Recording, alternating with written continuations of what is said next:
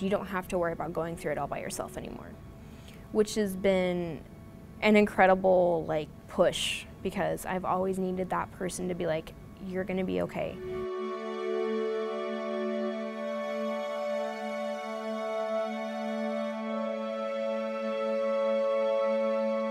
My mom got really sick when I was younger, and she kept getting sick every time she'd eat something.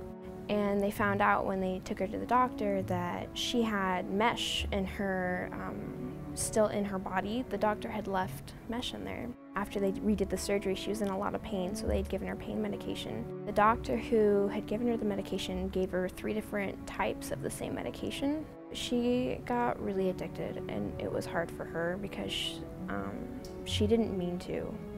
And I felt really bad because it wasn't really her fault, but it wasn't the doctor's. It was just like a complete misunderstanding. She would sleep most of the day, and so we took care of my sister. We had to make sure, you know, she got her homework and stuff done. We made dinner, we cleaned up the house, did the laundry, stuff like that, made it through the day. She had went to a basketball game with me. I've been playing since the 3rd grade, and she never missed a game. She had just got her medication, and they kind of switched it up a little bit, I guess, and something was off. She kind of started to fall asleep in the stands. They had called an ambulance because she was like slurring her words, and she couldn't, you know, she was off balance, and I was worried sick. They were like, well, you should be in rehab. And she's like, well, I don't think I have a problem, you know, because you don't realize it. You're prescribed it.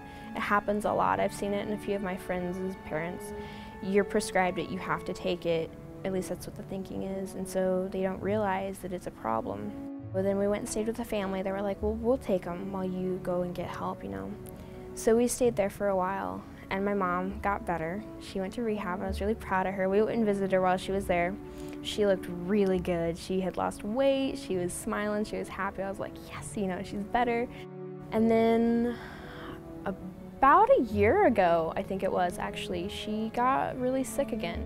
Well, a doctor had prescribed her a pain medication again, and I was like, she's not supposed to have those.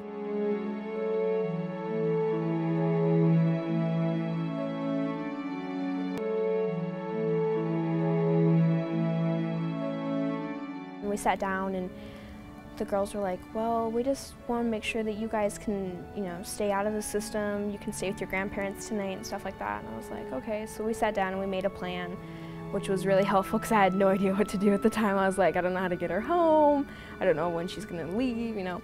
So they were really helpful with all of that. And then Mom got some help, and she got better, and she's doing really good. She's been clean for another year, which is amazing. I know what she's gone through. Like, she's had some hardships in her life, and she's done very well considering the things she's gone through. With their help, we got her into counseling. She's getting better meds now. I knew that if we hadn't had this help, I knew that one way or another something might have happened, and she could have went back to it again.